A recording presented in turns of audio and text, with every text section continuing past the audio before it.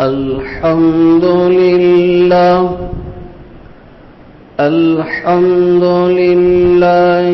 نحمده ونستعينه ونستغفره ونؤمن به ونتوكل عليه ونعوذ بالله من شرور أنفسنا ومن سيئات أعمالنا من يهد الله فلا مضل له ومن يضلله فلا هادي له ونشهد أن لا إله إلا الله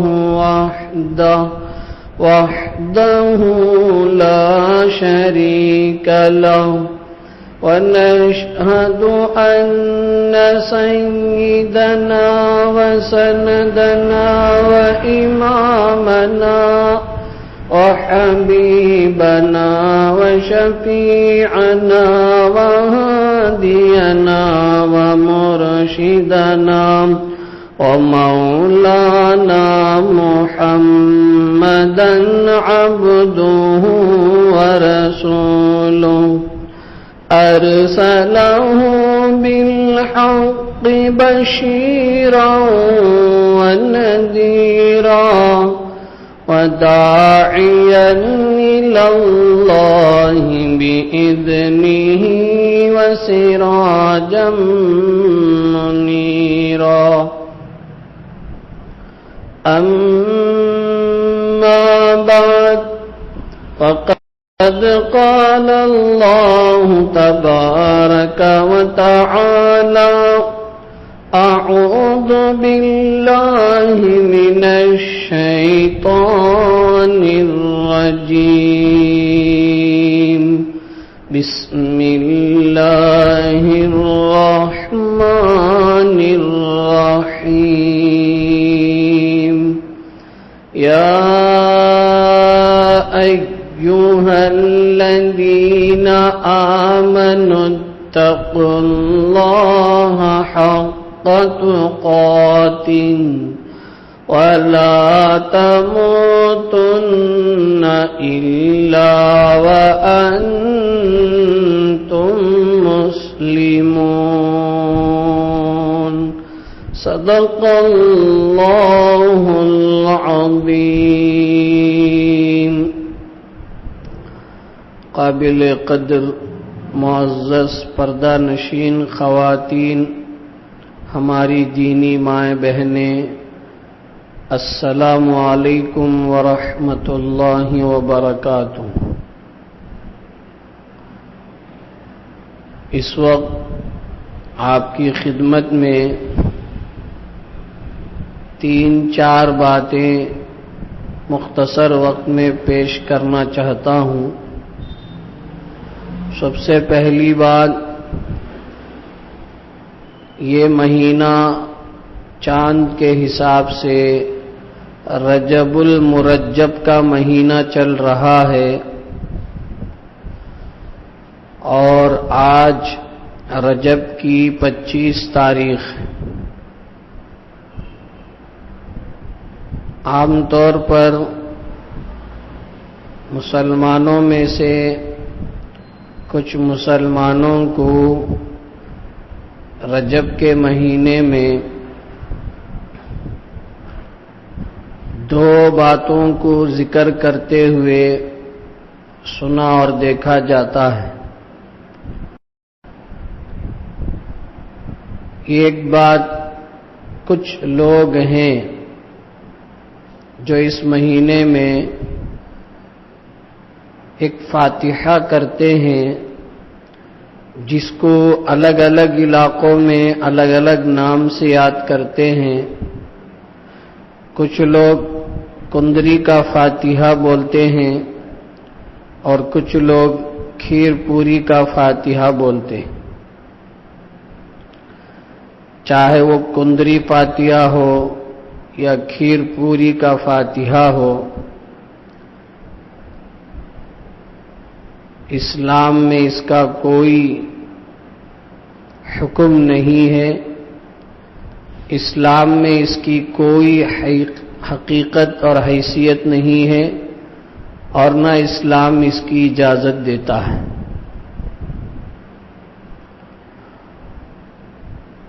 اصل میں یہ کندری یا کھیر پوری، یہ جو فاتحہ ہے، جو لوگ کرتے ہیں ان سے جب پوچھا جاتا ہے کہ بھائی آپ جو یہ فاتحہ کرتے ہو کس کے نام سے اور کیا مقصد ہے،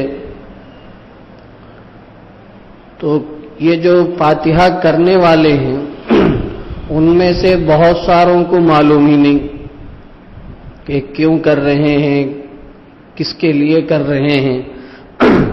بس ایک روٹین، رجب کا مہینہ آیا جی چلو کندری فاتحہ کرو، کھیر پوری کی فاتحہ کرو۔ کیوں کر رہے ہیں اکثروں کو معلوم نہیں۔ کچھ لوگ ہیں جو یہ جواب دیتے ہیں کہ حضرت امام جعفر صادق علیہ رحمہ ان کا گویا کہ یہ ایک یاد پر، ان کی یاد پر یہ فاتحہ ہوتا ہے۔ تعجب کی بات ہے، اصل میں شیعہ ایک فرقہ ہے، شیعہ،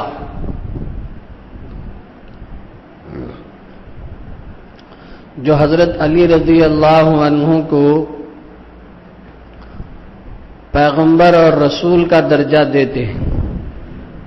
شیعہ میں بہت الگ الگ قسم کے شیعہ ہیں، اس میں ایک شیعہ وہ ہے جن کو ہمارے علاقے میں رافضی بھی کہتے ہیں۔ ان کا عقیدہ یہ ہے کہ جبریل علیہ السلام سے غلطی ہوئی ہے کہ اللہ کی وحی حضرت علی رضی اللہ عنہ کے پاس لے جانے کے بجائے محمد صلی اللہ علیہ وسلم کے پاس لے کر چلے گئے، اور قرآن مجید پورے 40 پارے تھے، 10 پارے حضرت ابو بکر رضی اللہ عنہ کی بکری نے کھا لی۔ یہ ان شیعہ کا عقیدہ ہے، اور یہ شیعہ قرآن و حدیث کی روشنی میں کافر ہیں، جو یہ کہتے ہیں کہ حضرت جبریل سے غلطی ہوئی، اللہ کی جو وحی تھی وہ حضرت علی رضی اللہ عنہ کے پاس لے جانے کے بجائے حضرت محمد صلی اللہ علیہ وسلم کے پاس بھول کر لے کر چلے گئے۔ اتنا بڑا الزام، اتنا بڑا جھوٹ، جی یہ ایسے شیعہ ہیں۔ حضرت علی رضی اللہ عنہ کو اس قدر درجہ دیتے تھے، اس قدر وہ ان کو بڑھاتے تھے کہ حضرت امیر معاویہ رضی اللہ عنہ کو ان کے مقابلے میں بہت زیادہ گراتے تھے۔ مردوں کو ہی اسلام کی تاریخ نہیں معلوم، عورتیں مستورات، معاف کیجئے گا آپ کو کہاں فرصت ہے تاریخ کی کتابوں کو پڑھیں سمجھیں۔ حضرت علی رضی اللہ عنہ اور حضرت امیر معاویہ رضی اللہ عنہ کے درمیان جی جنگیں ہوئی ہیں، بہت سارے حالات ہوئے، کئی صحابہ شہید بھی ہوئے، ادھر بھی صحابہ ہیں ادھر بھی صحابہ ہیں، مائی جان عائشہ صدیقہ رضی اللہ عنہا بھی ہیں جی۔ تو بہرحال ایک لمبی تاریخ ہے، تاریخ کی کتابوں میں اس کو لکھا گیا ہے، لیکن جو شیعہ ہیں وہ حضرت امیر معاویہ رضی اللہ عنہ سے بہت جلتے تھے۔ چنانچہ حضرت امیر معاویہ رضی اللہ عنہ کے بارے میں بہت اناپ شناپ انہوں نے کہا بکواس قسم کی باتیں انہوں نے کہا. تو جب حضرت امیر معاویہ رضی اللہ عنہ شہید ہوئے یا انتقال ہوا تو اس موقع پر شیعہ لوگ کسی ایک گھر میں، بڑے گھر میں جمع ہو کر خوشیاں منا لی کہ آج ہمارا ان کے حساب سے دشمن وہ دنیا سے چلا گیا، اب ہمارا کوئی روکنے والا نہیں. اس قسم کے باتوں سے وہ آپس میں خوشیاں منا رہے تھے، شرابیں پی رہے تھے، کھانا کھا رہے تھے. اتفاق سے کچھ لوگوں کو علم ہوا کہ یہ لوگ آج کے دن کیوں ایسا کر رہے ہیں، تو ابھی اندر سے ڈر گئے کہ بھئی اب لوگوں کو کیا جواب دیں. تو انہوں نے اس وقت کے مسلمانوں کا منہ بند کرنے کے لیے اور اپنا نفاق ظاہر نہ ہو، اپنے کفریہ اعمال ظاہر نہ ہو، اس کو چھپانے کے لیے انہوں نے یہ کہہ دیا کہ یہ جعفر صادق کی پیدائش کی خوشی میں ہمیں خوشی منا رہے ہیں. تو اب دوسرے جو مسلمان لوگ تھے انہوں نے دیکھا کہ بھئی جب آپ منا رہے ہیں تو ہم بھی کیوں نہیں منائیں گے. تو کچھ لوگ ان کی اس جھوٹی خوشی میں، جو اصل میں حضرت امیر معاویہ رضی اللہ عنہ کی شہادت پر وہ لوگ خوشی منا رہے تھے، اور نام دے دیا کہ حضرت جعفر صادق ان کی جو ہے گویا کہ پیدائش کی خوشی ہم منا رہے ہیں، برتھ ڈے منا رہے ہیں. تو کچھ مسلمان بھی ان کی اس خوشی میں برابر شریک ہو گئے، حالانکہ ان کا شیعہ کا مقصد الگ تھا اور یہ مسلمان سمجھے بغیر ان کی خوشی میں شریک ہو گئے. تو وہیں سے یہ سلسلہ چلا ہے. رجب کے مہینے میں کندری اور کھیر پوری کا یہ فاتحہ کا سلسلہ. یاد رکھیں، اسلام کسی برتھ ڈے منانے کا نام نہیں ہے. اسلام کسی کی پیدائش پر خوشی منانے کا نام نہیں ہے. اسلام اس بات کی کبھی اجازت نہیں دیتا ہے. اگر یہ صحیح ہوتا، ضروری ہوتا، تو اللہ کے نبی علیہ الصلاۃ والسلام اپنی پیدائش بڑی دھوم دھام سے مناتے، اپنے نواسا حسن حسین رضی اللہ عنہما ان کی بڑی شاندار انداز سے برتھ ڈے مناتے، حضرت فاطمہ رضی اللہ عنہا کا برتھ ڈے مناتے. لیکن اسلام برتھ ڈے منانے کا نام نہیں ہے. بڑا افسوس ہوتا ہے آج بھی بہت ساری عورتیں اپنے گھروں کے اندر اپنے معصوم بچوں کا جب ڈیٹ آف برتھ، پیدائش کی تاریخ آتی ہے، برتھ ڈے کا وقت ہوتا ہے، تو جو ہے کیک منگواتے ہیں، آرڈر کرتے ہیں، اس میں بچے کا نام لکھا ہوتا ہے، جی ہیپی برتھ ڈے وغیرہ لکھا ہوتا ہے، اور بلون ریس، جی، اور پھر اوپر سے اس کی فوٹوگرافی ہوتی ہے، ویڈیوگرافی ہوتی ہے. برتھ ڈے منا رہے ہیں، سب ماں باپ بڑے خوش، بچہ بھی خوش، سب خوش. ذرا سوچ کر دیکھیں، اللہ تعالیٰ نے دنیا میں ہمیں اسی لیے پیدا کیا ہے کہ ہم یہی کام کرتے رہ جائیں. اور کچھ مرد عورتوں کے بارے میں سنا گیا، کسی نے ہم سے آ کر کہا کہ بھئی ویڈنگ ڈے، اینیورسری ڈے یہ بھی مناتے ہیں، شادی دن مبارک. سبحان اللہ، 40 سال ہو گئے، ہر سال منا رہے ہیں، کیک کاٹے جا رہے ہیں. ایک صاحب ایک ویڈیو لا کر دکھائے، جی ان کے بچے بڑے بڑے ہو گئے ہیں، تقریباً 20-20 سال کے ہو گئے ہیں. اب میاں بیوی، اس میں بیوی کا جو ہے برتھ ڈے ہے، کیک رکھا ہوا ہے، کاٹ رہے ہیں، وہ اپنے شوہر کو کھلا رہی ہے، شوہر اپنی بیوی کو کھلا رہا ہے، ماں اپنے بچوں کو کھلا رہی ہے، بچے اپنی ماں کو کھلا رہے ہیں. ذرا ہم ٹھنڈے دماغ سے سوچیں، کیا یہی کام رہ گیا ہے کہ ہم ایک دوسرے کو کیک کھلاتے رہیں، جی happy birthday to you کہتے رہیں؟ کیا ہے یہ؟ اصل میں غیروں کی پیداوار ہے، عیسائیوں کی پیداوار ہے کہ وہ حضرت عیسیٰ علیہ السلام کی پیدائش کے دن برتھ ڈے مناتے ہیں، یہی ہیپی کرسمس جو ہے وہ کرسمس اسی کا ہے۔ لوگ سمجھتے ہی نہیں بھائی، بچوں کا بھی برتھ ڈے ہو رہا ہے جی، بڑوں کا ویڈنگ ڈے ہو رہا ہے۔ تعجب کی بات ہے، ایک صاحب نے حد کر دی۔ ایک کارڈ میں نے دیکھا، ابھی بھی میرے سیل میں ہے، میں نے اس کا فوٹو لے لیا۔ اوپر لکھا ہوا ہے کہ بچی کے کان چھدائی کی رقم، ایئر رنگ، ایئر انویٹیشن، ایسا کچھ ہے وہ میرے پاس، یعنی بچی کو جو ہے وہ کان میں رنگ ڈالا جا رہا ہے، کان چھید رہے ہیں، تو اس کا ایک فنکشن، اور اسی میں ہے کہ بچے کے ختنے کا ایک فنکشن، اوپر بچی کا نام ہے، نیچے بچے کا نام ہے جی، اور کیا کیا کریں گے پتہ نہیں لوگ کیا کیا کریں گے۔ تعجب ہوتا ہے۔ اس پر جو ہے فنکشن ہال بک کیا ہوا ہے اور بہترین دعوت ہے، سارے رشتہ داروں کو بلایا جا رہا ہے۔ اس کے لیے تو لاکھوں روپے خرچ کرنے کے لیے بھی آدمی تیار ہے، کروڑوں روپے خرچ کرنے کے لیے بھی تیار ہے۔ ہم ذرا سوچیں، کیا پیدائش ہی کا دن منانا ہے جی، ایج اٹینڈ ہو گئی بچیاں، اس کے لیے پھول ڈال کر پتہ نہیں کیا کیا رسم کر رہے ہیں جی، اور لڑکا ہے ختنہ کر رہے ہیں۔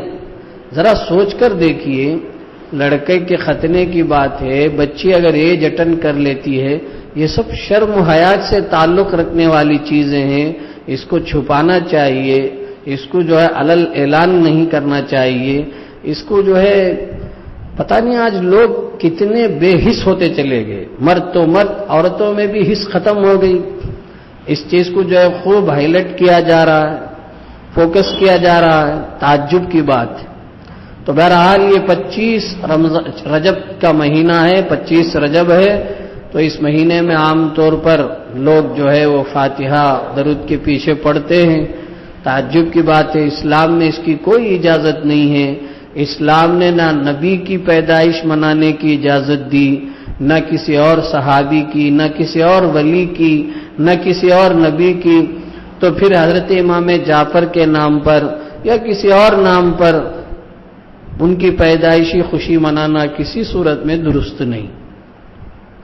اس لیے نہ خود ہم کریں، اور اگر ہم کو کہیں سے بلاوا آ رہا ہے تو ہم ایسی مجلسوں میں، ایسی محفلوں میں، ایسی جگہوں میں نہیں جانا چاہیے۔ ابھی شہر کے اندر ایک علاقے میں ایک صاحب نے 11ویں شریف کا نام سے بڑے دھوم دھام سے پروگرام کرایا، اور اس میں ان کے رشتہ داروں کو بلایا تو سب چلے گئے۔ ان کی شال پوشی ہو رہی ہے، ان کو جو ہے فوٹو لیا جا رہا ہے، سب بنا رہے ہیں، سب سارے عورتیں بیٹھ کر کچھ بنا رہی ہیں، اس کا فوٹو لے کر اسٹیٹس میں رکھ دیے، وہ بنا رہے ہیں، اس کا ویڈیو بنا کر اس کو وائرل کیا جا رہا ہے۔ کہاں تک گوم کا عقیدہ، گوم پتہ نہیں، ہمارے علاقے میں گوم کہتے ہیں جو بالکل باریک سا ہوگا، وہ کبھی کبھی جو ہے موٹا بھی ہوتا ہے، کبھی مٹی کی جگہوں میں وہ اچانک نکل کر آتا ہے، تختوں کے پرانے سامان جو ڈال کر رکھتے ہیں کبھی اس کو ہٹاتے ہیں تو اس میں سے جو گوم نکلتا ہے، تو اس طریقے سے نیچے سے اوپر کوئی وہ اس میں کپڑے میں کیا کیا لکھا ہوتا ہے، اس کو رسی سے کھینچتے ہیں، بہت اوپر تک کھینچتے ہیں، یہ سارا عمل ہوتا ہے، اس کی ویڈیوگرافی، فوٹوگرافی سب کر کے، پتہ نہیں کیا اسلام میں ایسی کوئی چیز ہے، ایسا کوئی کام ہے، کیا اس کی اسلام اجازت دیتا ہے؟ یہ گوم کا عقیدہ کیا ہے؟ وہ ایسے ہی گوم چلنے کی طرح جیسے ٹیڑھے ٹیڑھے چلتا ہے، وہ اوپر تک ایسا ہی ٹیڑھا جا رہا ہے۔ خدا نہ خواستہ اگر وہ ٹوٹ کر گر گیا اور اگر سامنے رہنے والوں پر گر پڑا یا کسی اور پر گر پڑا تو کتنا بڑا نقصان ہوگا۔ تعجب کی بات ہے، اسلام اللہ کے نبی، ہم سب کے نبی، آقا، سردار، سرتاج جی، آنکھوں کی ٹھنڈک، کہتے ہیں ارے الدین یسر، دین بڑا آسان ہے، اور ہم نے یہ گوم کا، یہ فاتحہ کا، یہ عقیدہ، یہ کرو، یہ کرو، یہ کرو، اس میں سب لوگوں کو کوئی تکلیف محسوس نہیں ہوتی ہے۔ نماز پڑھنے کے لیے بولتے ہیں تو آنکھیں کھڑی ہو جاتی ہیں، روزہ رکھنے کے لیے بولتے ہیں تو بالکل دماغ درست ہو جاتا ہے، اسلامی حکم کو اگر پیش کرتے ہیں تو بہت خفا ہو جاتے ہیں، مشکل معلوم ہوتا ہے، قید معلوم ہوتا ہے، تنگی معلوم ہوتی ہے۔ لیکن یہ کام برتھ ڈے، سب کے چہرے بالکل مسکراہٹ ہے، پورے دانت نظر آ رہے ہیں، ہیپی ہیپی ہیپی کا نعرہ لگائے ہوئے ہیں، اور وہ ریس کے جو ہے پتہ نہیں عجیب و غریب کا اس کو جو ہے وہ دباتے ہیں تو پھر اس میں سے جو ہے پورا ریس اڑ کر آ کر جس کے اوپر ڈالنا چاہتے ہیں اس کے اوپر گرتا ہے، اور یہ سارے کام سب ہو رہا ہے اللہ کے فضل سے، سب لوگ برابر کر رہے ہیں۔ ذرا ہم غور کریں، کیا ہم کو دنیا ہی میں رہ جانا ہے؟ مجھے بھی مرنا ہے، آپ کو بھی دنیا سے جانا ہے، سب دنیا میں جانے کے لیے آئے ہیں، کوئی ہمیشہ رہنے کے لیے نہیں آیا ہے۔ اور ہم ایسے کام کرتے رہیں گے تو کیا قبر میں ہمیں کوئی راحت ملے گی؟ کیا قیامت کے دن اللہ ہم سے کھڑا کر کے پوچھیں کہ اے میرے بندہ، اے میری بندی، کیا میں نے تجھے دنیا میں اسی لیے بھیجا تھا کہ تو برتھ ڈے مناتے رہے، تو ویڈنگ ڈے مناتے رہے، تو فلاں ڈے مناتے رہے؟ ارے یہ کیا تماشا ہے؟ اسلام نے کبھی کسی ایک دن کو ویڈنگ ڈے یا ایک دن کے لیے نہیں کہا ہے۔ اسلام کسی ایک وقتی کام کرنے کا نام ہے، اسلام ہمیشگی کا نام ہے، پائیدار استقامت۔ بہرحال یہ پہلی بات ہے کہ 25 رجب کے ہو چکے ہیں کہ فاتحہ یہ فلاں اسلام میں اس کی کوئی اجازت نہیں ہے۔ دوسری بات، یعنی اسی مہینے سے متعلق دو باتیں ہیں، اس میں سے دوسری بات یہ ہے کہ کچھ لوگ ہیں جو یہ کہتے ہیں کہ اسی مہینے میں 27 رجب کی رات کو ہم سب کے آقا جناب رسول اللہ صلی اللہ تعالی علیہ وسلم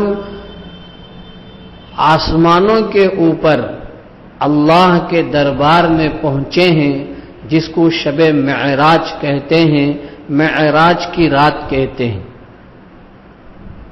اور اس رات میں بھی لوگ، ابھی جمعے کی نماز کے بعد ایک صاحب ہم سے پوچھنے لگے کہ آج کی رات شب معراج ہے یا کل کی رات ہے فلاں، تو ہم نے ان کو سمجھایا اور وہی آپ کو بھی کہہ رہے ہیں، شب معراج رجب کے مہینے میں ہوا۔ کیا ہوا ذرا سوچئے، خوشی منانے کے لیے، رسم و رواج کے لیے؟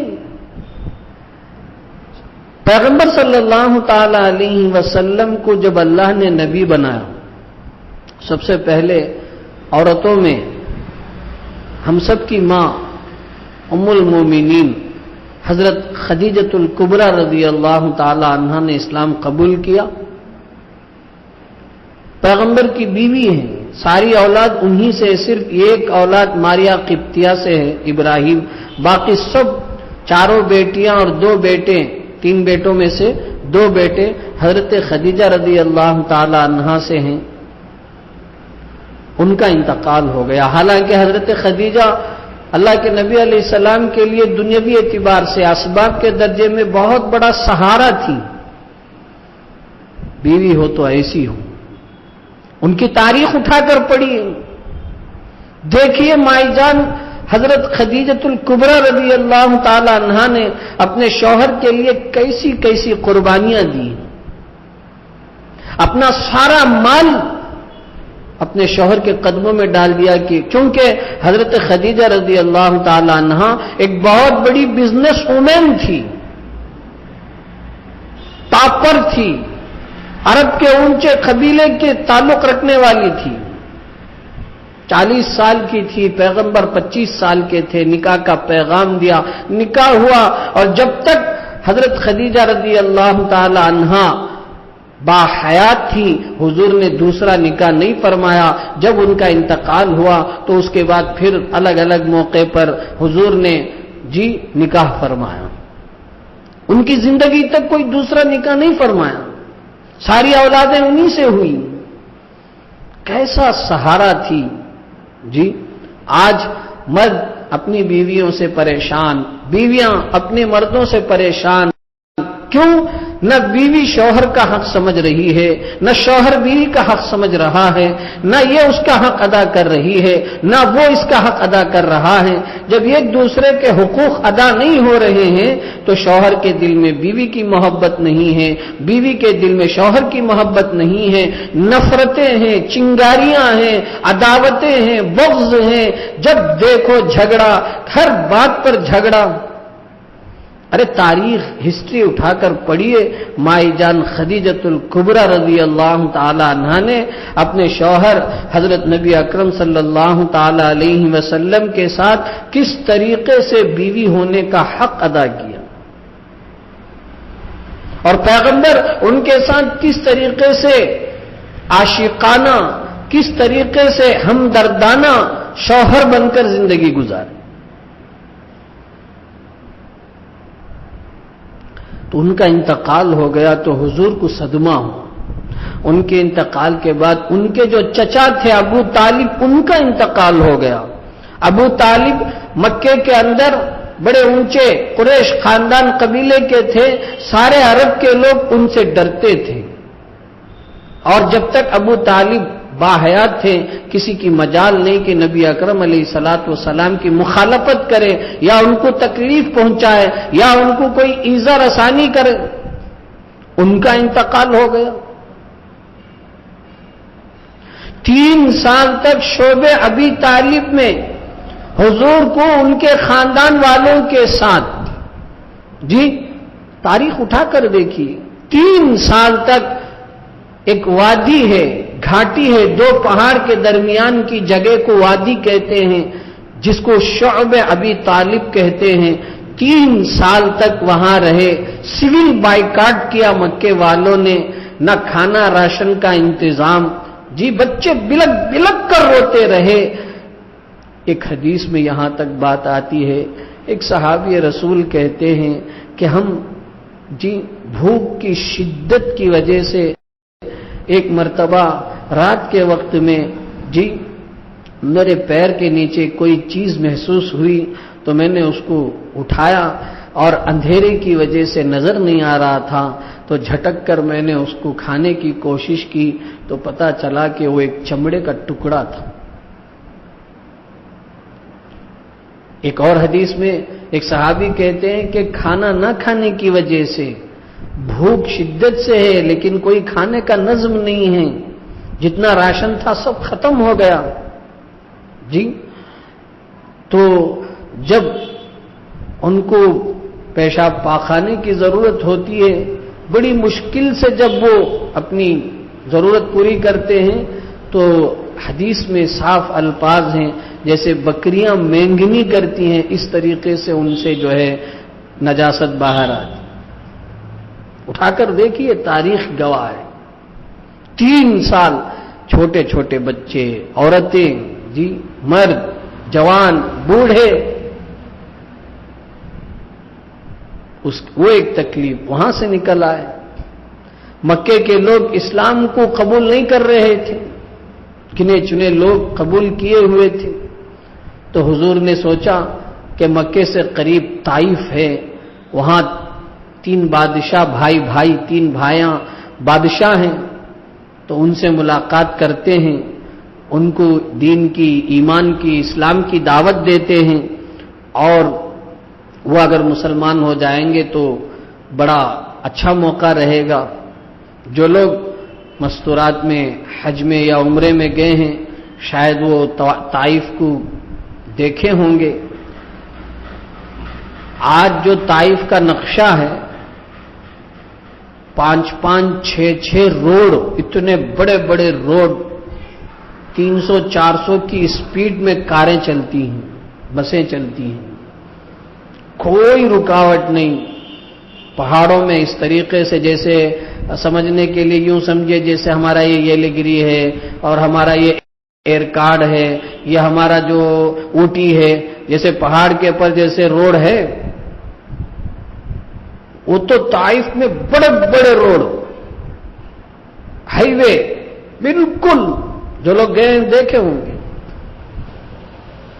اس وقت۔ اچھا اب تو الیکٹرک کا دور ہے، جگہ جگہ روشنیاں ہیں، ساری چیزیں ہیں جی۔ وہ زمانہ یاد کیجئے، بجلی نہیں، کرنٹ نہیں، چراغوں کا زمانہ، اندھیروں میں، اور اس وقت تو ایسے روڈ تھے ہی نہیں۔ عجیب منظر۔ ہم جب پہنچے تھے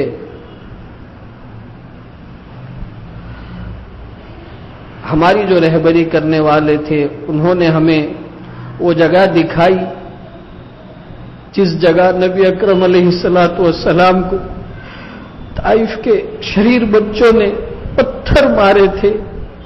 تقریباً 2 کلومیٹر دور تک نبی اکرم علیہ السلام کو پتھر مار کر ہم بار بار بیانوں میں سنتے ہیں، بولتے ہیں، کتابوں میں پڑھتے ہیں کہ حضور کے جسم سے خون نکل کر جوتیوں میں جمع ہو گئے تھے۔ اس جگہ کو وہاں نشان لگا کر رکھا گیا ہے، اور لوگ بتاتے ہیں کہ یہی وہ جگہ ہے جہاں نبی اکرم علیہ الصلوۃ والسلام کو اوباش قسم کے، شریر قسم کے بچوں نے تکلیف پہنچائی تھی۔ اللہ کے نبی علیہ الصلوۃ والسلام کی اس تکلیف پر اللہ کی رحمت جوش میں آئی۔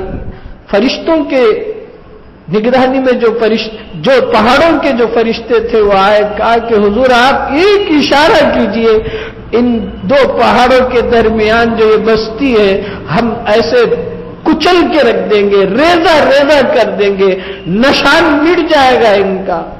اللہ کے نبی نے کہا کہ بھئی یہ مجھے پہچانتے نہیں، میں اگر بد دعا کر کے کیا کروں گا، کچھ نہ کرو، ان کی نسل میں سے ایمان لائے۔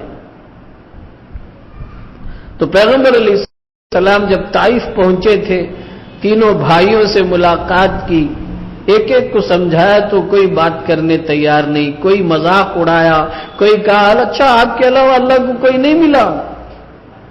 حضور بڑے مایوس ہو کر واپس لوٹے ہیں۔ وہ انگور کا باغ جہاں حضور آ کر تشریف رکھے،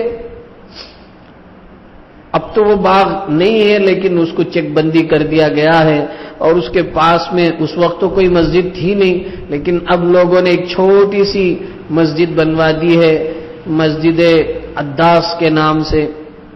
لوگ وہاں جاتے ہیں تو وہ باغ دیکھنے کو برابر ذرا اونچائی پر ہے تو دیکھ نہیں سکتے ہیں، تو پھر بھی لوگ کوشش کرتے ہیں، اب تو وہاں ہے نہیں وہ، لیکن وہ اس مسجد میں لوگ جاتے ہیں، 2 رکعت نماز پڑھتے ہیں۔ پیغمبر جہاں مایوس ہو کر، پریشان ہو کر آ کر جس انگور کے باغ میں تشریف رکھے تھے، تو وہ نقشے ہیں۔ واپسی میں ایک مرتبہ نبی اکرم علیہ الصلوۃ والسلام غمگین بیٹھے ہوئے تھے۔ حضرت عائشہ صدیقہ رضی اللہ تعالی عنہا نے پوچھا کہ اے پیارے حبیب، کیا بات ہے کہ آپ غمگین کیوں ہیں؟ تو اللہ کے نبی علیہ الصلوۃ والسلام نے فرمایا کہ مجھے طائف کا سفر بھولا نہیں جاتا، اتنی تکلیف پہنچائیں۔ آج تو پورے مسلمان ہیں، طائف میں بڑا عجیب منظر ہے، سب جگہ شاندار جی، اس پہاڑ کے اوپر اللہ اکبر، دیکھتے ہیں تو ایمان تازہ ہو جاتا ہے اندر سے، ایک عجیب کہ کیسے ہمارے نبی نے محنت کی۔ تو میری مائیں بہنیں، پیغمبر علیہ السلام طائف کو پہنچے اور لوگوں نے بڑی تکلیف پہنچائی، واپس آئے۔ بیوی کا انتقال، چچا کا انتقال، شعبہ ابی طالب میں 3 سال قید و بند جی، طائف کے سفر سے بڑی مایوسی۔ حضور انسان تھے، فرشتے نہیں تھے، ہمارے نبی انسان تھے، ان کو بھی تکلیف ہوتی ہے، ان کا بھی دل ہے، غمگین ہوتا ہے، بہت مایوس۔ اللہ کی رحمت کو جوش آیا، ارے جن کے لیے میں نے دنیا بنائی، جن کے لیے میں نے چاند، سورج، آسمان، زمین، ستارے، پہاڑ، دریا، درخت، چرند پرند، یہ سب کچھ بنایا، آج میرا محبوب غمگین ہے۔ جبریل کو حکم ہوا، جبریل جاؤ جاؤ میرے محبوب کو میرے پاس لاؤ، ان کا غم کو ہلکا کرو، ان کو خوشی پہنچاؤ، بلاؤ اسے فرش سے عرش پر لے کر آؤ۔ حضرت جبریل علیہ السلام ام ہانی ان کے گھر میں نبی اکرم علیہ السلام رات کو سوئے ہوئے تھے۔ حضرت جبریل اوپر سے چھت پھاڑ کر اندر داخل ہوئے، پھر ان کو لیا اور باہر آئے اور کعبۃ اللہ کے پاس پہنچے، حضور کو لٹایا، زمزم کا پانی سے حضور کے سینے کو چاک کیا اور زمزم کے پانی سے دھویا اور پھر سینے کو سل دیا، اور پھر وہاں سے پیغمبر علیہ الصلوۃ والسلام کو براق کے ذریعے سے بیت المقدس لے جایا گیا۔ وہاں ایک پتھر پر براق کو باندھ دیا، وہاں سب سے ملاقات ہوئی، پھر وہاں سے رف جسے ہم لفٹ کہتے ہیں، جسے وہ سیڑھی تھی جس میں حضرت جبریل اور حضرت نبی اکرم علیہ الصلوۃ والسلام اوپر گئے، سفر ہوا، راتوں رات ہوا، آن بان کے شان کے ساتھ ہوا۔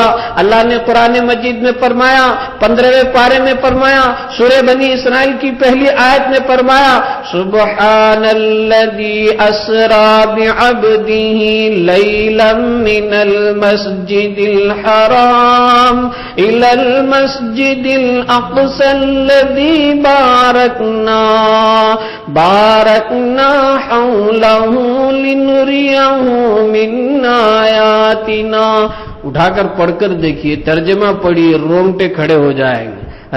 راتوں رات اللہ نے مسجد حرام سے، بیت اللہ سے، کعبۃ اللہ سے، مکہ مکرمہ سے، مسجد اقصی، بیت المقدس، فلسطین، مصر جی لے گیا، پھر وہاں سے ساتوں آسمان، ایک ایک آسمان میں ایک ایک نبی سے ملاقات ہوئی، حضرت آدم سے ملاقات ہوئی، حضرت ہارون سے، حضرت موسیٰ سے، حضرت عیسیٰ سے، حضرت یوسف سے، حضرت آخر میں ساتویں آسمان میں بیت المعمور کی دیوار پر حضرت ابراہیم خلیل اللہ ٹیک لیے ہوئے بیٹھے تھے، ان سے ملاقات ہوئی، پھر آگے بڑھتے چلے گئے، مقام سدرۃ المنتہا پر پہنچے تو پھر حضرت جبریل نے کہا کہ حضور اس سے آگے مجھے جانے کی اجازت نہیں ہے، آپ تشریف لے جائیے۔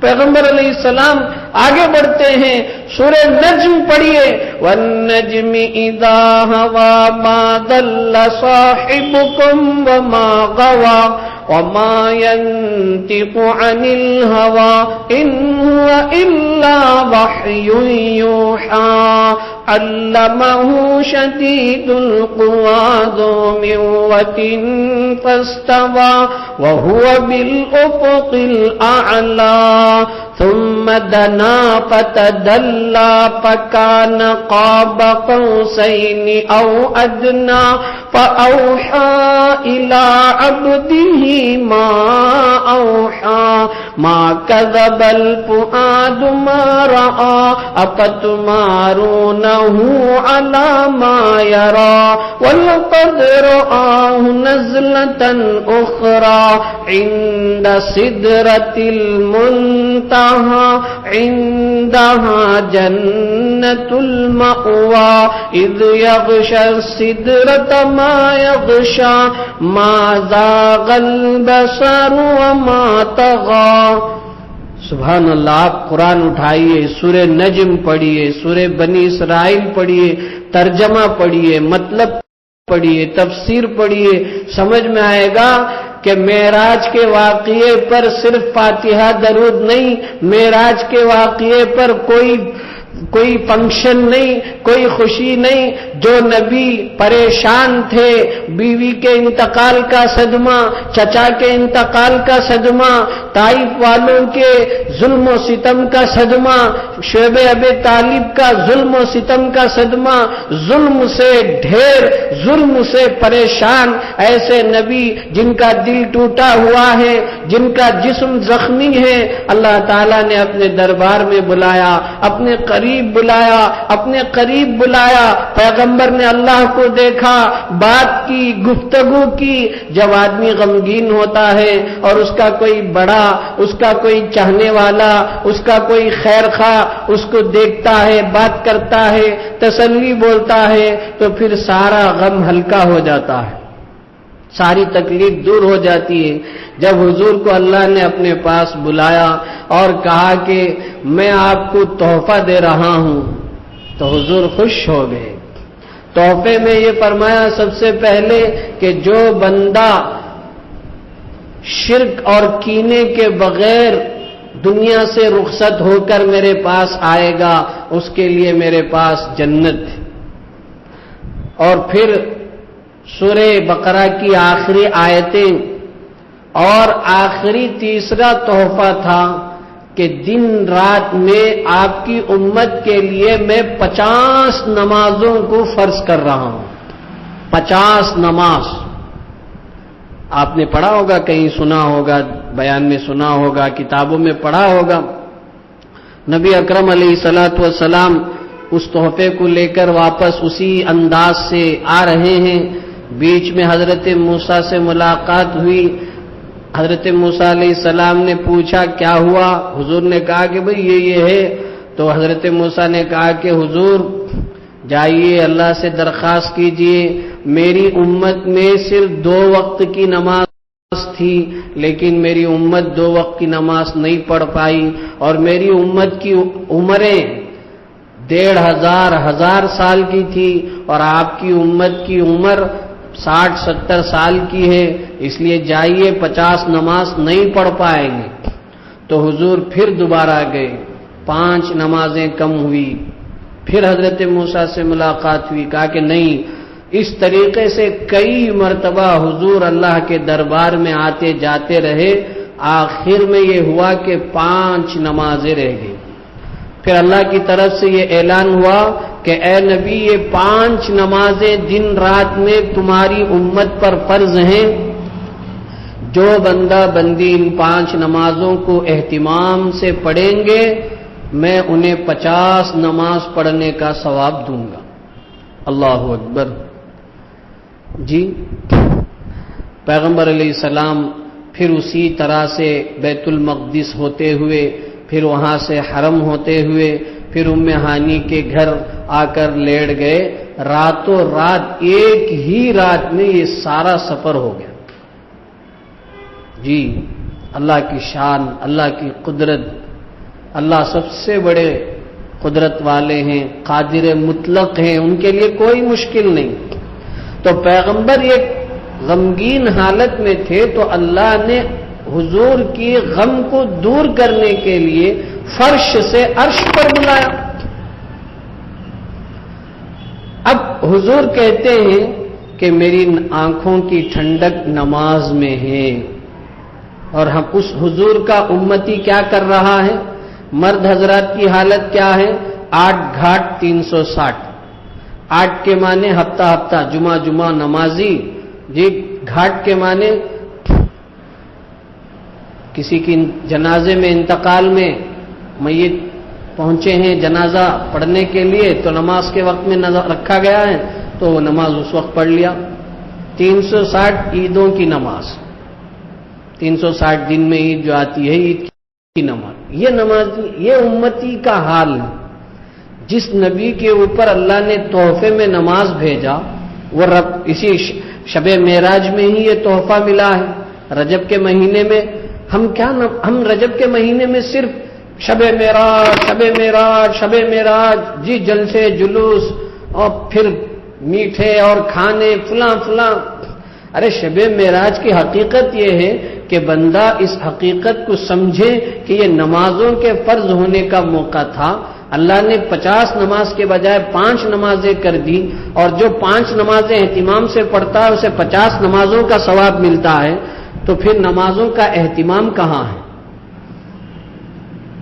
میں ہمیشہ کہتا ہوں مردوں کے بیان میں بھی کہ فجر کی نماز میں 40-50 سال کے اوپر کی عمریں جن کی ہیں، بوڑھے، وہی لوگ نظر آتے ہیں۔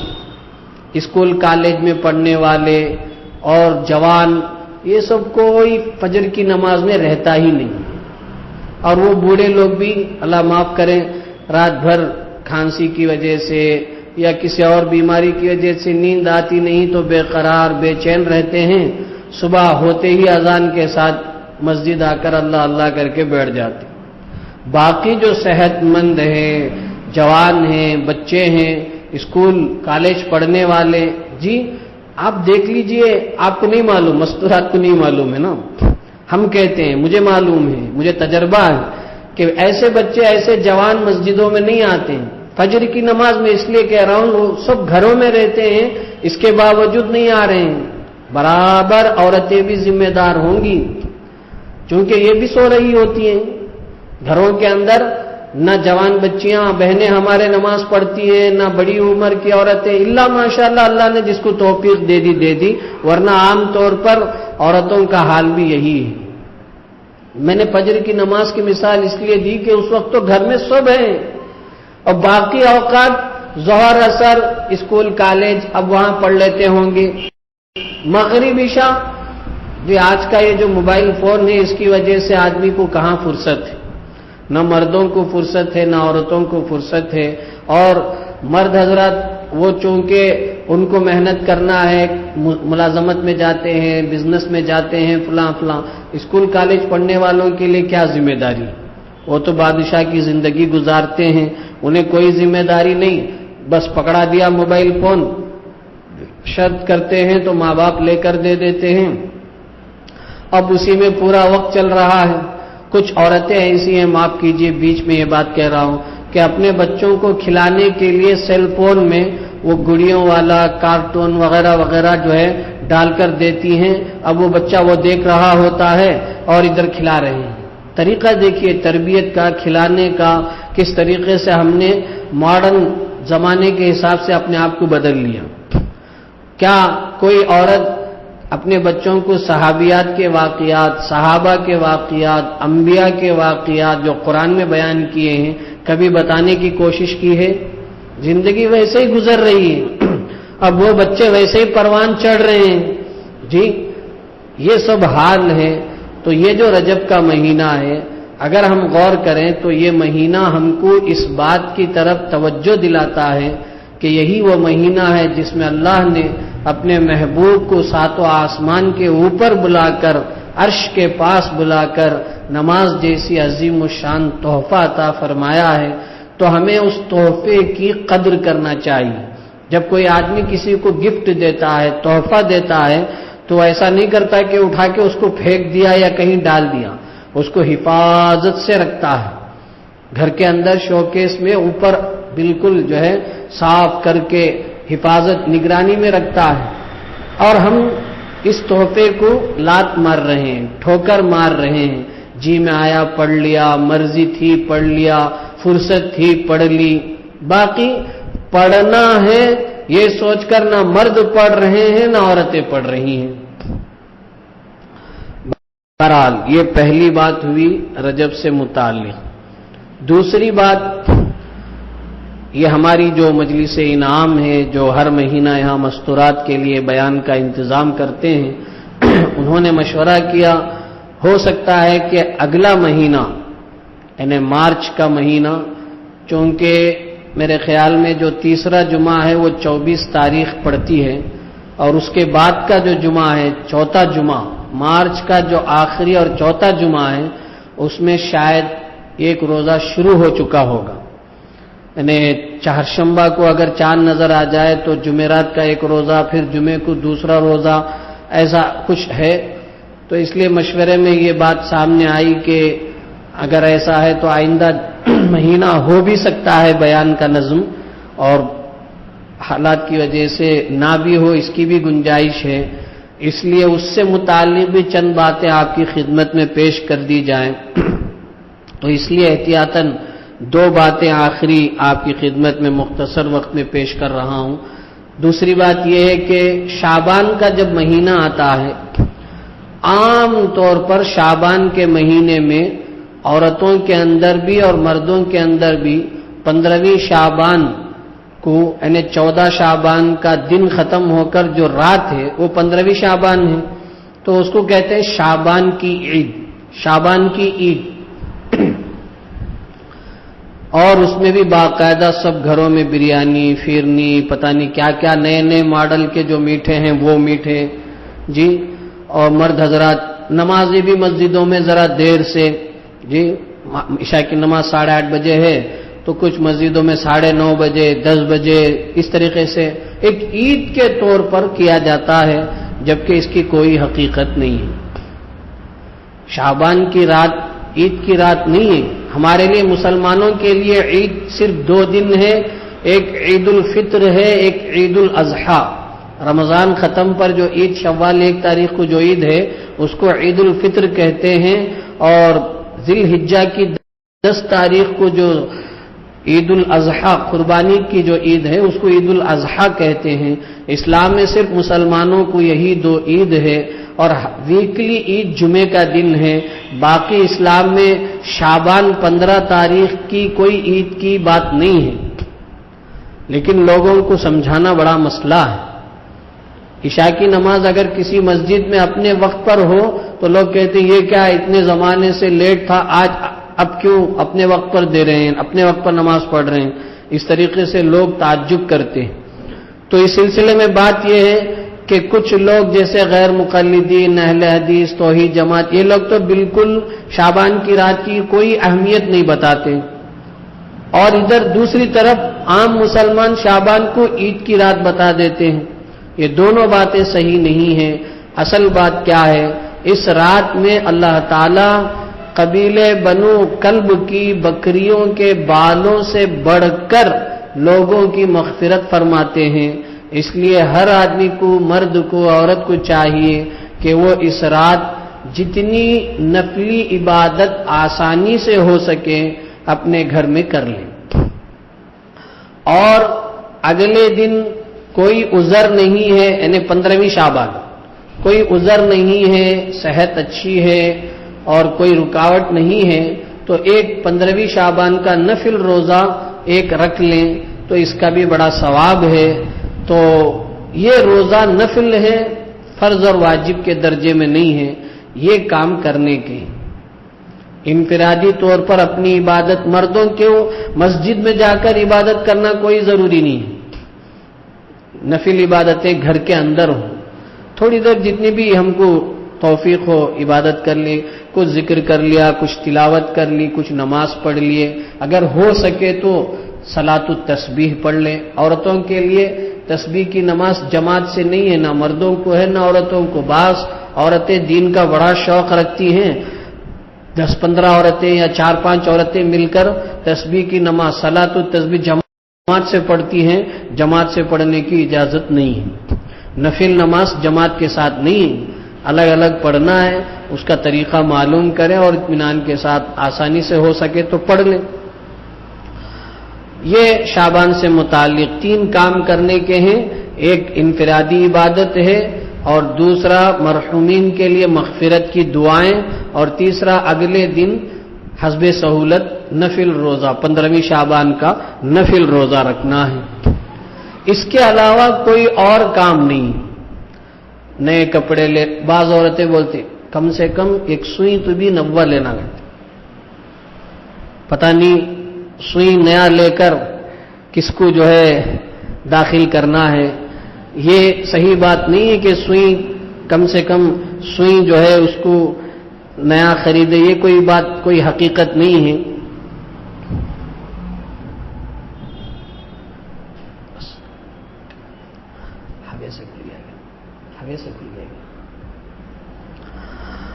تو شعبان کے مہینے میں اس کے علاوہ کوئی اور عمل نہیں، اس لیے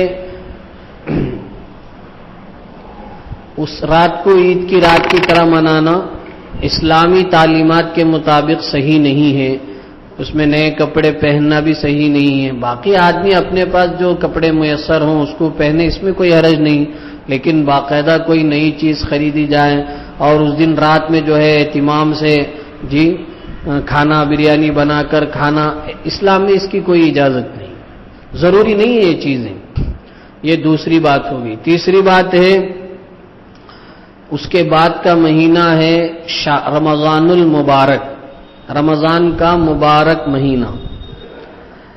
رمضان کا مہینہ یقیناً ایمان والوں کے لیے اللہ کی طرف سے بہت بڑا تحفہ ہے. رمضان کا مہینہ خیر و برکت کا مہینہ ہے. اللہ کے نبی علیہ الصلوۃ والسلام جب رجب کا چاند دیکھتے تو دعا کرتے اللہم بارک لنا فی رجب و شعبان، اے اللہ مجھے ہمارے لیے رجب اور شعبان کے مہینے میں برکت عطا فرمائیے، وبلغنا رمضان، اور رمضان کے مہینے تک ہم کو پہنچا دیجیے. رجب کا پورا مہینہ، شعبان کا پورا مہینہ، 2 مہینہ پہلے سے اللہ کے نبی علیہ السلام رمضان کی تیاری کرتے تھے.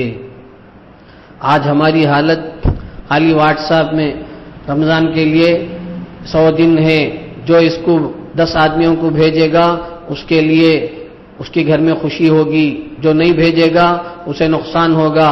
یہ میسیجز تو عورتیں خاص طور پر ڈر کر نہیں بھیجے، کہتی بھی ہو جاتا کہ یہ ڈر کر جو ہے 10 آدمیوں کو کیا 20 آدمیوں کو بھیج دی. یہ سب اسلام فارورڈنگ کا نام نہیں ہے کہ بھئی تم کو آیا تو تم کسی اور کو فارورڈ کر دیا، کسی اور کو آیا تو وہ کسی اور کو فارورڈ کر دیا. فارورڈ کرنے کا نام اسلام نہیں ہے. اور 100 دن پہلے پیشین گوئی دو، 50 دن پہلے بتاؤ. تیاری کا مطلب کیا ہے؟ آدمی ذہنی طور پر تیار رہے کہ بھی رمضان آ رہا ہے، میں ابھی سے اپنے کام کو ایک سیٹ اپ کروں. میرے کام کاج کو میں ابھی رمضان میں مجھے کوئی کام کرنا نہیں ہے، صرف قرآن پڑھنا ہے، ذکر کرنا ہے، جی روزے تو رکھنا ہے، اور میرے جتنے پرچیسنگ ہے، خریداری ہے، سب رمضان سے پہلے اس سے میں فارغ ہو جاؤں اور رمضان صرف عبادت کے لیے میں رکھوں. یہ مطلب ہوتا ہے.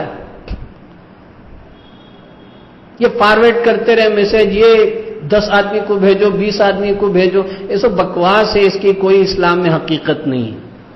تو رمضان کا مہینہ اللہ کے نبی علیہ الصلوۃ والسلام نے جو بات ارشاد فرمائی، میں اس کو کہتا ہوں آپ نوٹ کر لیں. ہو سکتا لمبا فاصلہ ہونے کی وجہ سے ذہنوں سے نکل جائیں، اگر نوٹ کر سکتی ہیں تو نوٹ کر لیں. پیغمبر علیہ السلام نے فرمایا کہ رمضان کے مہینے میں 4 کام کثرت سے کرو. کثرت کا مطلب ہے زیادہ سے زیادہ. اور پھر حضور نے فرمایا کہ 2 کام ایسے ہیں جس کے ذریعے تم اللہ کو راضی کر سکتے ہو، تم اللہ کو منوا سکتے ہو. اور 2 کام ایسے ہیں جس کے بغیر انسان کے لیے کوئی چارہ کار نہیں. چنانچہ 4 کاموں میں سے ترتیب سے حضور نے فرمایا پہلا کام یہ ہے، اللہ کے نبی علیہ الصلوۃ والسلام نے فرمایا شہادت اللہ الہ الا اللہ، کلمہ طیبہ کی کثرت جتنا ہو سکے، لا الہ الا اللہ، لا الہ الا اللہ. ہم مستورات غور کریں، اندازہ لگائے رمضان کے مہینے میں ذکر ہم کتنا کر پاتی ہیں. میرے پاس وقت نہیں ہے ورنہ میں تفصیل سے آپ کو بتاتا. مستورات کے ذہنوں میں یہ بات نہیں ہے کہ وہ سحری میں، افطار میں اور دن بھر جو پکوان کی جو خدمت کرتی ہیں، آپ کو اندازہ نہیں ہے اس پر آخرت میں آپ کو کتنا بڑا انعام اور ثواب ملنے والا ہے. آپ کو اندازہ نہیں ہے.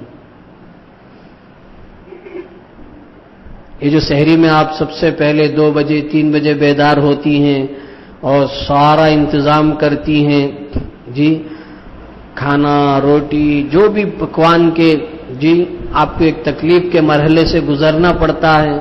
اور سب مردانے کھانے کے بعد، بعض گھروں میں مرد کھانے کے بعد عورتیں کھاتی ہیں، بعض جگہ ایک ساتھ کھاتے ہیں. بہرحال جو کھاتے پیتے ہیں، پھر اس کے بعد چائے پانی، یہ ساری چیزوں کا انتظام کرتے ہیں. ایک عجیب مرحلہ رہتا ہے. آپ کیا سمجھتی ہیں آپ کو یہ ایسے ہی ایک ڈیوٹی ہے، ایک نوکری ہے بھئی رمضان آ گیا، آپ سحری میں اٹھ کر عورتوں کو کرنا، آپ نہیں سمجھ رہے ہیں، آپ کا یہ صبح میں جلدی بیدار ہونا، پکانا، کھلانا، اس کا آپ کو جب نام اعمال آپ کے ہاتھ میں جب ملے گا نا، پتہ نہیں اس وقت آپ مجھے یاد رکھیں گے نہیں رکھیں گے، آپ کو یاد رکھیں، آپ میری یہ بات یاد رکھیں، میں یاد رہوں نہ رہوں، آپ سوچیں گے کہ میں نے اتنا نیکی کا کام کہاں کیا اور میرے نام اعمال میں اتنی نیکیاں کیسے آ گئیں، اور آپ کو یہ شبہ ہوگا، شک ہوگا کہ شاید کسی اور خدیجہ کا، عائشہ کا، فلاں فلاں کا نام اعمال مجھے تھما دیا گیا ہے، بدل کر میرے پاس آ گیا ہے۔ فرشتے کہیں گے نہ، یہ تمہارا ہی ہے۔ آپ کیا سمجھتی ہیں؟ آپ یہ سحری کا انتظام کر رہی ہیں، آپ کو احساس ہی نہیں ہے اس پر اللہ کی طرف سے کیا وعدہ ملنے والا ہے، کیا انعام ملنے والا ہے۔ افطار کے وقت میں آپ بھی روزے سے ہوتی ہیں، آپ کو بھی تکلیف ہے، آپ کو بھی تھکان ہے، آپ بھی انسان ہیں، لیکن اس کے باوجود افطار کے وقت میں گرم گرم ساری چیزیں بنا کر رکھتی ہیں۔ آپ کیا سمجھ رہی ہیں؟ آپ کو ویسے ہی یہ کام، یہ نوکری کے طور پر ہے، یہ ڈیوٹی ہے۔ مرد فقط مسجد میں جا کر کچھ کرے، کچھ کام کرے تو اس کو نیکیاں ملے گی، اور آپ کو ویسے ہی مفت میں یہ کام کرنا ہے؟ نہیں، آپ کو اندازہ نہیں ہے، اس لیے کہ آپ ان کاموں میں مخلص ہیں۔ آپ سحری بناتی ہیں، آپ کو کوئی پیسہ دیتا ہے؟ آپ افطار کا انتظام کرتی ہیں، آپ کو کوئی پیسہ دیتا ہے؟ یہ کام جو آپ کر رہی ہیں اخلاص سے کر رہی ہیں، اور آپ یہ سمجھ رہی ہیں کہ بھئی میں اس گھر کی عورت ہوں، ذمہ دار ہوں، بیوی ہوں، ماں ہوں، بیٹی ہوں، بہن ہوں، مجھے کرنا ہے، بس اتنا ہی آپ کی سوچ ہے، اس سے آگے آپ کی سوچ نہیں ہے۔ آپ یہ نہیں کہتی، آپ یہ نہیں چاہتی کہ میں سحری میں اٹھوں گی تو مجھے 500 روپے دینا پڑے گا، ایک دن کے اتنے دینے پڑیں گے، میں افطار میں یہ بناؤں گی تو مجھے اتنا نہیں۔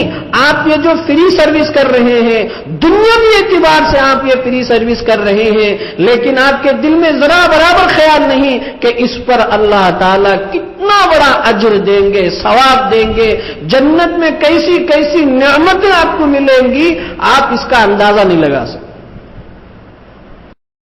معمولی چیز نہیں ہے۔ ساری عورتوں کا حال یہ ہے، معصوم ہوتی ہیں، پتہ ہی نہیں چلتا ہے ان کو۔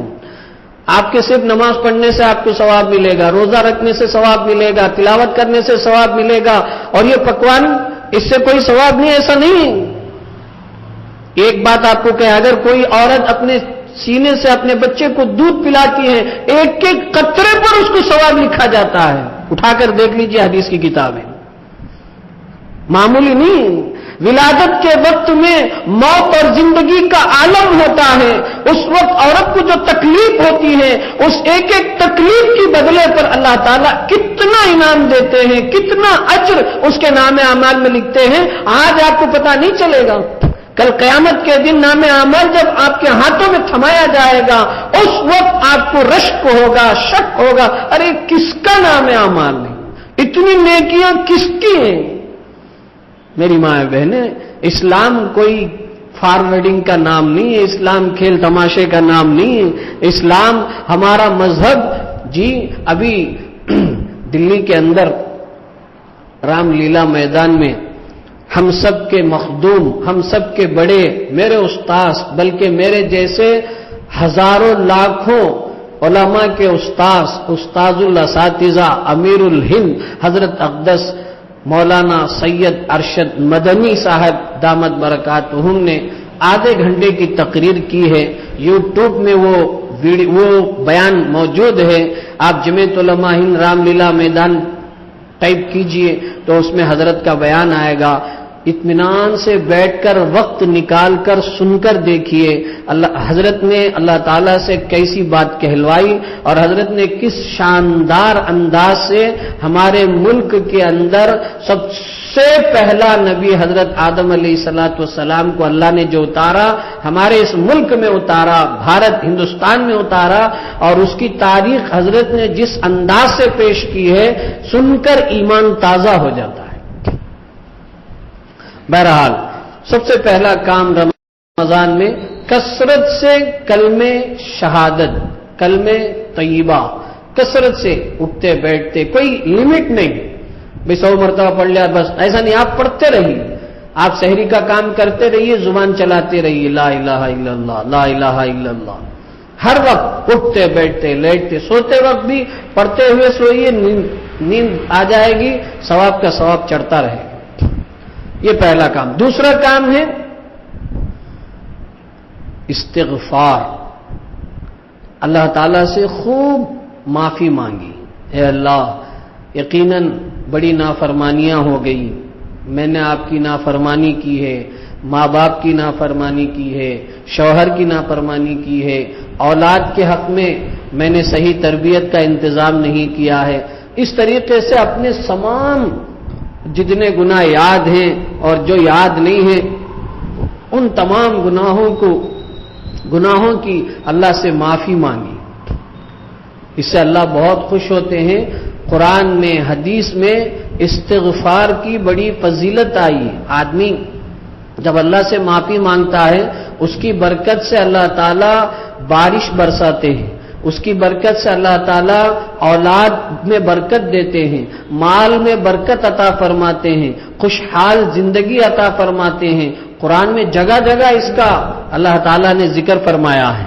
اس لیے دو کام کثرت سے کرنے والے 4 کام ہیں، اس میں سے 2 کام، ایک کلمہ طیبہ کثرت سے پڑھیں، دوسرا استغفار کثرت سے کریں۔ تیسرا کام ہے ہر وقت وَتَسْأَلُونَ اللَّهَ الْجَنَّةَ، جنت کا سوال، یہ کہیں کہ اللہ مجھے جنت میں جگہ عطا فرمائیے، مجھے جنت نصیب فرمائیے، مجھے، میرے ماں باپ کو، میرے شوہر کو، میرے بچوں کو، میرے بھائی بہنوں کو، میرے پورے رشتہ داروں کو، میرے پڑوسیوں کو، پوری امت مسلمہ کو جنت عطا فرمائیے۔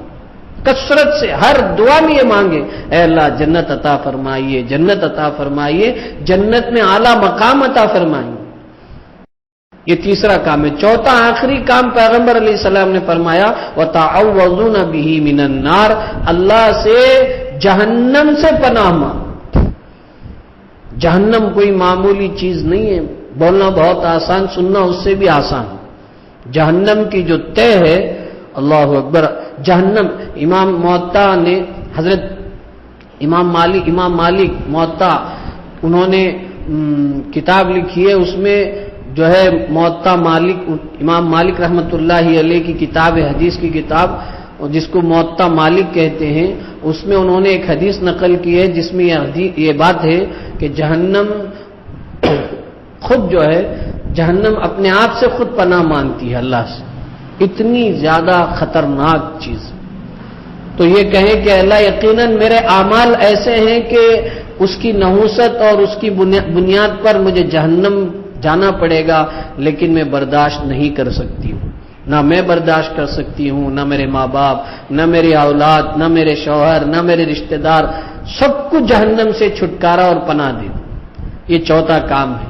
اور رمضان کا پہلا عشرہ رحمت کا ہے، دوسرا عشرہ مغفرت کا ہے، تیسرا عشرہ جہنم سے چھٹکارے کا ہے۔ اور رمضان صبر کا مہینہ ہے، اور صبر کا بدلہ اللہ کے نزدیک جنت ہے۔ رمضان ایک دوسرے کے ساتھ خیر خواہی، ایک دوسرے کے ساتھ ہمدردی، ایک دوسرے کی مدد کرنے کا مہینہ ہے۔ رمضان میں کسی ضرورت مند کو افطار کرا دے تو اس کے بدلے میں اللہ تعالی ہمیں جہنم سے آزاد کراتے ہیں۔ رمضان کے مہینے میں اگر ہمارے درمیان کوئی کام کرنے والے ہیں تو ہم ان کے کاموں میں تھوڑا ہلکا کر دیں، تھوڑا کم کر دیں، اس سے بھی اللہ تعالیٰ جہنم سے چھٹکارا نصیب کرتے ہیں۔ تو یہ رمضان یقیناً بہت برکتوں والا مہینہ ہے۔ ہم سب کو چاہیے کہ ابھی سے ہم اس کی فکر کریں کہ رمضان کا مہینہ اللہ تعالیٰ ہم سب کو عافیت سے عطا فرمائے اور ہم اس میں تمام اعمال، روزہ رکھیں، جی نماز، تلاوت، ذکر، اور آخری 10 دنوں میں اعتکاف، عورتیں گھروں کے اندر جی اعتکاف، اگر 4-5 بہنیں ہیں تو ایک سال ایک بہن کے لیے طے کر دیں جی۔ اس طریقے سے مستورات بھی اعتکاف کا، اگر اب تک نہیں ہے، 10 دن بیٹھنا مشکل ہے تو ابتدا 1-2 دن سے کریں، پھر ہوتے ہوتا اللہ ایک وقت وہ لائے گا کہ 10 دن مکمل اعتکاف کرنے والی بن جائیں گی۔ نبی اکرم علیہ السلام کی وفات کے بعد بھی حضرات ازواج مطہرات، ام المومنین، تمام حضور کی بیویوں نے ہر سال اعتکاف کا معمول رکھا، وہ 10 دن کا اعتکاف کرتی تھی. تو اس طرح مستورات کے لیے اپنے گھر میں اعتکاف کرنا بہت آسان ہے. تو اس کے مسائل بھی معلوم کریں، کتابوں میں بیانوں میں اس کے مسائل ہیں، بہت آسان ہیں. تو مستورات اعتکاف کا نظم کریں.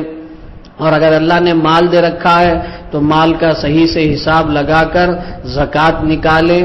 زکوٰۃ نکالنے والوں کا مال کبھی ضائع نہیں ہوتا ہے، اور جو زکوٰۃ نہیں نکالتے ہیں ان کا مال کسی نہ کسی طریقے سے، کسی نہ کسی عنوان سے ضائع اور ہلاک ہو جاتا ہے.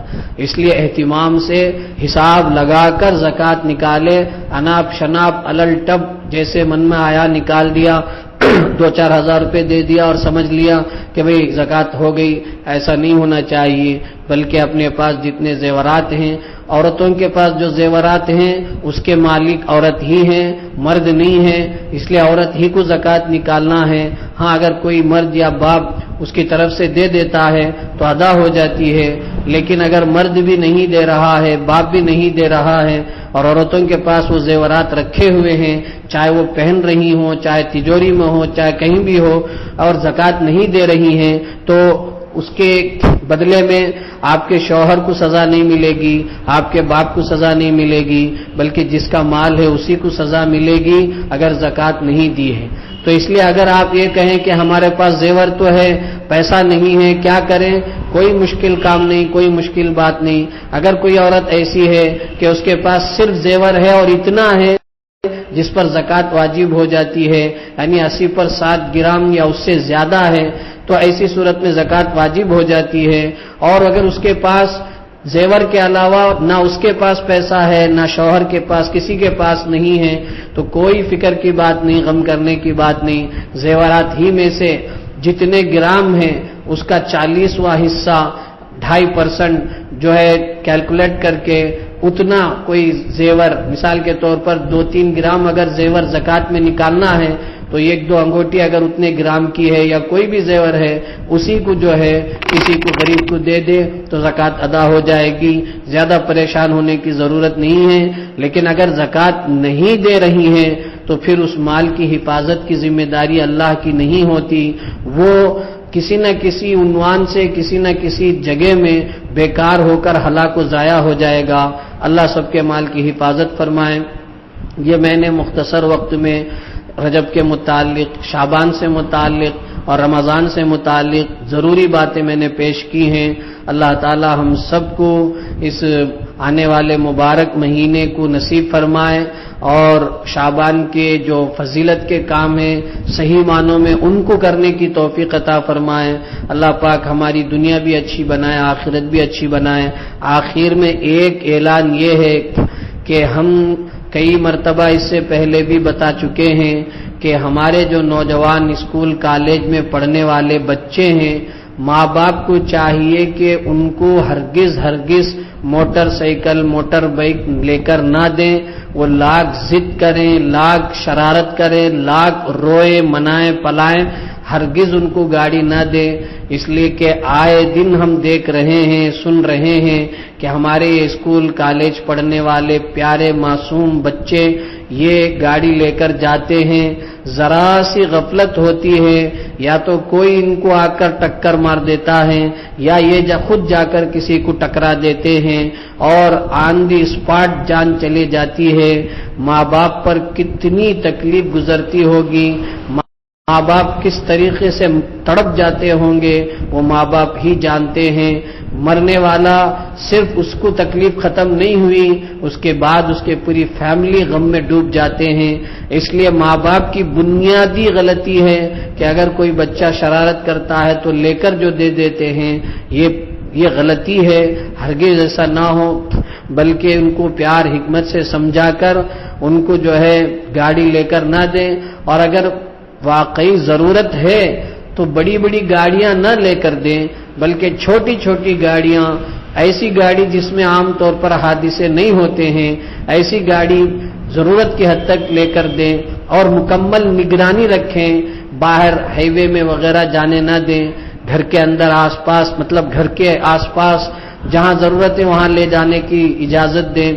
یہ ماں باپ کو کرنا ہوگا.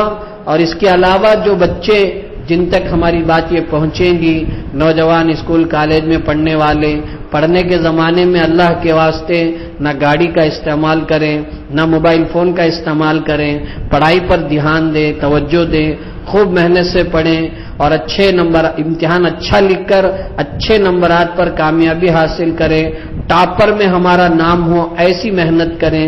یہ ضرورت ہے، یہ اصل ہے پڑھنے کے زمانے میں، لیکن شیطان اور نفس کسی کو چھوڑتا نہیں ہے، اس لیے ہم بڑے ماں باپ بچوں کو پیار محبت سے سمجھائیں۔ لڑکیاں ہیں اسکول میں کالج میں اگر ہماری بچیاں پڑھ رہی ہیں تو میں ایسے ماں باپ کو ہاتھ جوڑ کر درخواست کروں گا کہ اپنی بچیوں کو ہرگز موبائل فون نہ دیں، اور جو بچیاں ہیں ان کو میں کہوں گا اللہ کے واسطے آپ موبائل فون کا استعمال نہ کریں۔ آپ کو اگر کوئی پروجیکٹ ہے، کوئی اسکول کا پڑھنا ہے، کالج کا پڑھنا ہے، واقعی ضرورت ہے تو اپنے ماں اپنے باپ کے فون کو ہی استعمال کریں، اپنے لیے الگ سے موبائل فون ہرگز نہ لیں۔ اس سے آئے دن جو نقصانات سامنے آ رہے ہیں کسی کے سامنے ڈھکی چھپی نہیں ہے، سب ظاہر ہے۔ اس موبائل فون کی وجہ سے جتنا فتنہ ہوا ہے اور جتنا امت کا نقصان ہوا ہے وہ بولنے سے زیادہ ہے۔ بہت افسوس کی بات ہے، اس لیے خاص طور پر جو لڑکیاں ہماری کالجوں میں، چاہے وہ کرس میں پڑھ رہی ہوں، چاہے ریگولر پڑھ رہی ہوں، چاہے وہ اسکولوں میں پڑھ رہی ہوں، ہرگز ان کو نہ ماں باپ موبائل فون لے کر دے اور نہ خود وہ موبائل فون پر اپنا وقت گزاریں، بلکہ تعلیم پر دھیان اور توجہ دے کر اچھے نمبرات سے کامیاب ہو، ماں باپ کا نام روشن کریں، اسکول کا نام روشن کریں اور اسلام اور مسلمانوں کی عزت کو، آبرو کو آنچ لگنے سے بچا لیں۔ اللہ تعالی ہم سب کو کہنے سننے سے زیادہ عمل کی توفیق نصیب فرماویں۔ اللہم لک الحمد کما ینبغی لجلال وجہک وعظیم سلطانک، اللہم انت السلام ومنک السلام تبارکت یا ذا الجلال والاکرام۔ اللہم صلی علی سیدنا محمد النبی الأمی وعلی آلہ وسلم تسلیما۔ ربنا آتنا فی الدنیا حسنة وفی الآخرة حسنة وقنا عذاب النار وادخلنا الجنة مع الابرار۔ اے اللہ ہم سب کے گناہوں کو معاف فرما دیجئے، اے اللہ ہماری نیکیوں کو قبول فرما لیجئے۔ اے اللہ اس وقت یہ مستورات یہاں پر دین کی باتیں سننے کے لیے جمع ہوئی ہیں، یہ آپ ہی کا فضل ہے، احسان ہے۔ اے اللہ ہم سب سے راضی ہو جائیے، ہمارے گناہوں کو معاف فرما دیجئے۔ اے اللہ جو بیمار ہیں انہیں صحت عطا فرمائیے، جن کا ابھی تک نکاح نہیں ہوا ان کے لیے بہتر جوڑا نصیب فرمائیے، جو بے اولاد ہیں انہیں اولاد صالح عطا فرمائیے، جن کے شوہر بے روزگار ہیں انہیں حلال روزگاری نصیب فرمائیے، جو جس لائن میں پریشان ہیں ان کی پریشانیوں کو دور فرما دیجئے۔ اے اللہ اس رجب کے مہینے میں جو اعمال کرنے کے ہیں انہی کو کرنے کی توفیق عطا فرمائیے، بیکار کی اور اسلام خلاف کاموں سے ہماری حفاظت فرما لیجئے، اور آنے والے شعبان کے مہینے میں بھی جن کاموں کو کرنا ہے اس کو کرنے کی توفیق عطا فرمائیے۔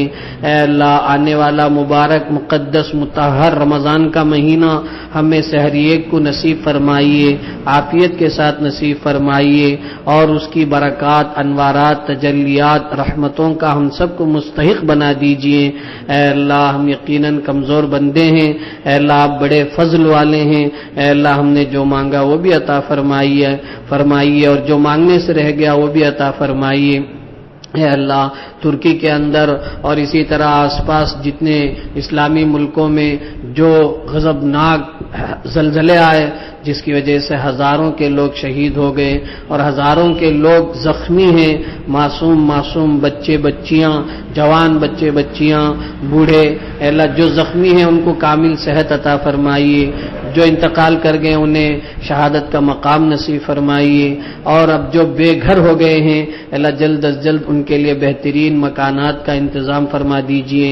اے اللہ یقیناً یہ زلزلے اے اللہ قرب قیامت کی علامتیں ہیں، اے اللہ ہم سب کو قیامت کے فتنوں سے بچا لیجئے، اے اللہ ہم سب کو ہر فتنے سے بچا لیجئے، اے اللہ اسی طرح جہاں جہاں مسلمان پریشان حال ہیں اللہ آسام میں اور دوسری جگہوں میں اللہ مسلمانوں کے گھروں کو خاص طور پر بلڈوزر چلایا جا رہا ہے، غیر قانونی کہہ کر انہیں بے گھر کیا جا رہا ہے، اے اللہ ایسے سیاہ قانون سے سب کی حفاظت فرمائیے، اے اللہ سب کی جان کی، مال کی، آبرو کی، جگہ کی، دکانوں کی، مکانوں کی حفاظت فرمائیے، اے اللہ یہ جو صاحب شادی خانہ اے اللہ رفیق بھائی ان کی بھی طبیعت ناساز ہے، اے اللہ ان کو بھی صحت و عافیت عطا فرمائیے، اے اللہ یہ مجلس انعام کے جتنے اراکین بندے بڑی محنت کے ساتھ خدمت کر رہے ہیں، اے اللہ ان کی خدمات کو شرف قبولیت عطا فرمائیے، اے اللہ اسی طرح اور بھی 3 جگہوں میں ہر مہینہ 4 جگہ مستورات کے بیانات کا انتظام کرتے ہیں، اے اللہ کمی بیشیوں کو معاف فرمائیے اور اخلاص کے ساتھ، استقامت کے ساتھ، عافیت کے ساتھ اس سلسلے کو جاری اور ساری فرمائیے، اے اللہ ان خدمت کرنے والوں کو بہترین صلہ اور بدلہ عطا فرمائیے، اے اللہ ہماری دعاؤں کو آپ اپنے فضل سے قبول فرمائیے، پیغمبر علیہ السلام کی برکات سے قبول فرمائیے۔ اللهم إنا نسألك العفو والعافية في الدنيا والآخرة جزا الله عنا محمدا ما هو أهله صلى الله عليه وسلم سبحان ربك رب العزة عما يصفون وسلام على المرسلين والحمد لله رب العالمين۔